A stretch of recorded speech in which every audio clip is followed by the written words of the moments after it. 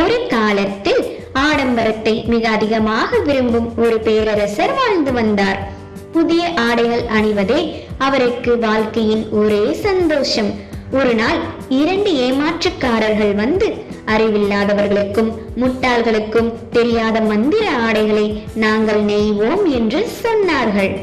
ஆடைகள் எதுவும் இல்லாத போதும் அமைச்சர்களும் அதிகாரிகளும் எங்களுக்கு ஆடைகள் தெரிகின்றன என்று பொய் சொன்னார்கள். உண்மையை சொன்னால் தங்களை முட்டாளாக நினைப்பார்கள் என்று பயந்தார்கள். பேரரசரும் அதையே நம்பி தாம் ஆடைகளை அணிந்துள்ளோம் என்று பேரணியில் நடந்தார். அப்போது ஒரு சிறிய குழந்தை சத்தமாக, பேரரசே, நீங்கள் ஆடை ஒன்றும் அணியவில்லை என்ற உண்மையை சொன்னது. அந்த ஒரு உண்மை குரல் எல்லா பொய்களையும் உடைத்தது. நீதி, உண்மை எளிமையானது. அதை சொல்ல தைரியம் இருந்தால் போதும்.